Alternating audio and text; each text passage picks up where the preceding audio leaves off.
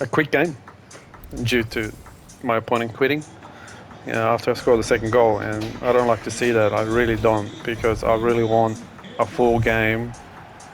No matter who wins, it's all about just having fun and trying to improve your skill set and taking the momentum to the next game. And yes, it sucks to lose, but at the end of the day, this game wasn't built. I don't think it was for just purely all winning all the time, and not even the best players in the world win all the time. So they go through patches, purple patches and not so good patches. So this is all about trying to learn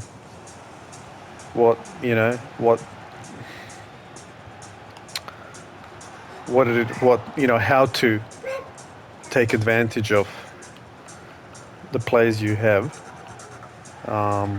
their skill set, obviously, their stats, and try to utilize those better than the other player.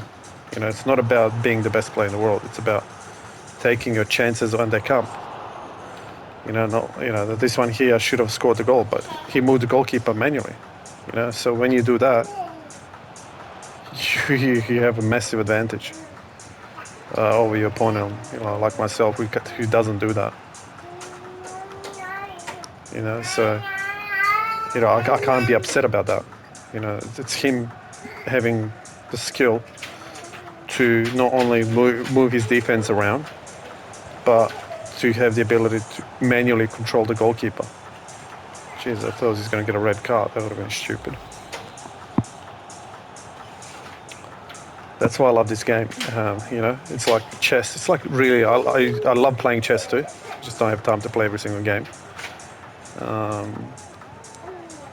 all the time. If you're playing like 10 different games, you're never going to be good at any. And chess involves, you to actually be dedicated to it. I used to play chess when I was young. I used to beat players like adults when I was a kid. But then as I got older, life chooses really what you want to enjoy. Enjoyment doesn't come from you actually choosing it. Oh, there you go. Perfect. Choosing what you want to enjoy. I think it's an automatic thing. You automatically start enjoying stuff. Haven't worked that out why people choose to, do certain things and seem to be enjoying them. I think we're more complex beings than what, we're actually aware of. So enjoying something you do is very complex. I think it all starts from being good at it. If you're really good at what you do, I think, what do you want to call it? Dopamine really rewards you for it. Cool, that was close. But I think it's how you deal with setbacks. So if you deal with a setback like it's nothing, you won't really feel like you're going backwards. The reason why setback is called a setback is because you're actually going backwards. And it's really an illusion. And the reason why it's an illusion is because you don't really have control over reality, so-called reality. That's the reason why we have virtual reality and games and all of that stuff, to try and work out what actually reality is. And you don't have control over reality as such, because you always have another entity out there who's pulling the strings the same way you're pulling yours. And because of that, you're never going to be in full control, ever. And that's something that I have to get used to, because everyone wants control. But if you had full control, you would be bored of life. Your life wouldn't be interesting. The best thing, I think, the reason why life is very interesting is because you could win whatever you do in life without having any control over it. So you could win something effortlessly, and that's why it's interesting. So you could get your opponent to defeat himself for you, and you could win. He could actually technically hand over the game to you, and he or she could make you look good, but you've done nothing. Like literally, you haven't really worked for it. And that's the interesting thing about life is I think the secret or the key to anything in life is getting the other guys to work for you. And that's how millionaires and that's how businesses become very successful. And what most businesses have in common, every single business would have this in common. There's always a bunch of people working for, whether it be shareholders or a boss or whatever you want to call it. There's always a massive group of people working for a tiny portion, like percentage of people. Like so, you will have like 99% of people working for 1%ers. But that's how life and nature works. You always have a majority of people, a group of people working for one. But then, if you look at animal kingdom, what do you have? You have two people as parents together working to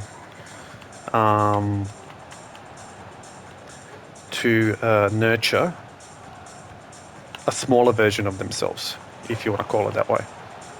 And what happens there is you have a smaller let me get this right. So basically what you have is you have a bigger percentage of the family unit working together to then give a better life, if you want to call it, to the infant or to the dependent, who in this case who's profiting from that hard work. But long term, what happens is these businesses, which are those, if you want to call them infants or dependables, give you as good of a return. It pays dividends, put it that way. So how does it pay dividends? Because these big businesses end up making the society lifestyle, make the actual the quality of life improves for everybody. How does that work? Well, basically investment and all of that stuff. It turns out that it creates luxury for everybody down the track. It takes time, of course. Rome wasn't built in a day. People say that, but it's true. So it's exactly the same with,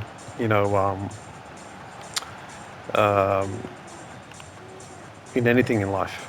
If you have, you can't possibly win every single time.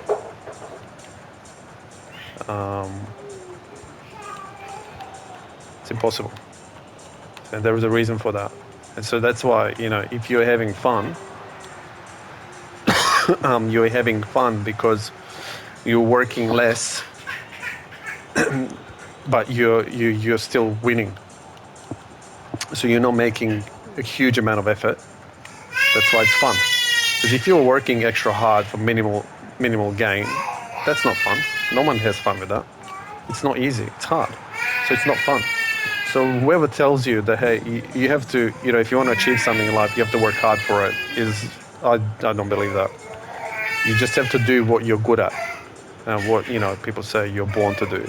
Those are the ones that I really look up to, and I go, hey, this person does this thing with like minimal effort, this is like fun. I want to do the same thing. That's why celebrities are celebrities. It's because on the outside it looks like they're like, you know, they're just born to act or born to do something that they're good at. But in the background, they're actually working quite hard. But if I, who's not born to act, want to achieve the same thing, I wouldn't be able to do it because Mia, what's going on, Mia? What's going on? What's going on? You want a dummy? Mia. Mia. Here's a dummy. Mia. Here's a dummy. You feel better? Yeah. So the way it works is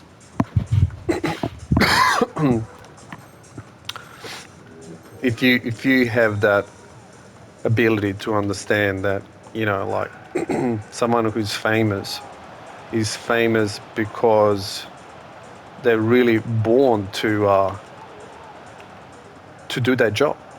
You know, it seems that way from a personal point of view. It's, you know, I've seen this. I've seen people from in primary school when I was a kid not work really hard for the grades. You know? They're still playing soccer like I do, hanging around with me all day, not doing much of a homework, or you know, and sits the same test,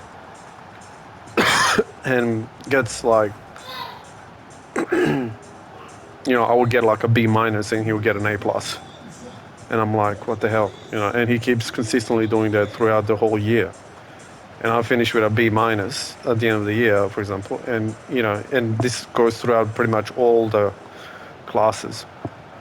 So you could tell that he was born more intelligent, but really it's not that much of a difference. It's more the fact that he looks at it from a different point of view.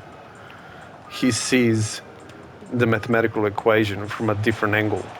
That's all it is. You might call that intelligence, but really by default, he just looks at it differently. So you could tell, you could say that he was born to do this because he's meant to be doing that, because he's looking at it from an easier point of view. While I'm looking at it from, hey, you know, how am I going to work out, and I want to understand this equation, but he's looking at it from probably from the point of view, I don't need to understand any of this. I just need to get to the answer. So, you know, same with this game. You know, like I'm losing this game right now, but that's not the point. The point is if the only thing I've got right now is I have to keep my cool. If I can keep my cool, I have the chance. I have a chance of coming back. If I don't keep my cool, I will have no chance at all. I will have zero chance. I will not be able to do anything because I've got myself to fight with, and then I've got this opponent who's just like taking all these opportunities as what, you know, you should. That's why you play the game. You play the game to create chances and then convert them. But if I lost my mind and I was negatively driven and I was just complaining all the time, I would have myself to worry about because I'm not concentrating, because I'm talking, you know, I'm thinking about all the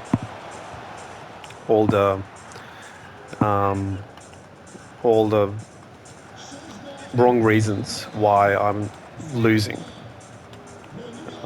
So yeah, so it's really your choice how you want to tackle a certain scenario. You're not born to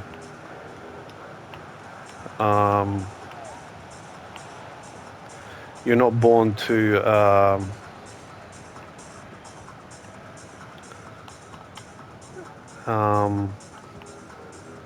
you're born to choose. You know, choose at your own peril. So you have to make choices in life. And if you don't make choices in life, life will make it for you. And then you have no control. And maybe that's the way, maybe that's the secret. Have no control over anything and just enjoy for what it is. Enjoy the fact that you have no control.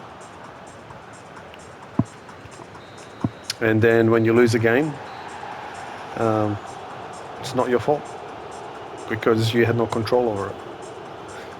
You know, it's a weird mindset. And if you can do that every single game and you still come down to the same winning ratio,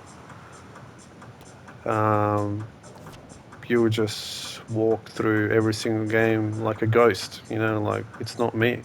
It never was my issue or my problem. It's just I'm just watching a movie. And just imagine if you could, you know, have a really high winning percentage and you have that type of mindset.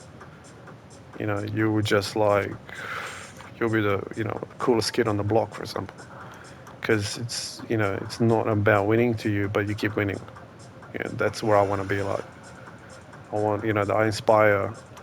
You know, very hard to find those type of people, but if you can do that. So he's tackled 3 times more, which means that I was in control of the game. It's just that I didn't have an answer for his defense. And because of that, he ended up winning. So it's really, he had a really good defensive game. And that's the reason why he won. I'm not taking anything away from him. He fully deserves it because of his defensive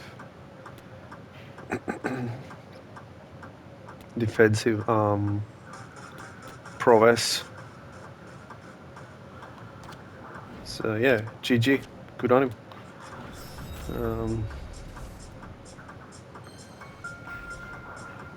And all I gotta do is sign out.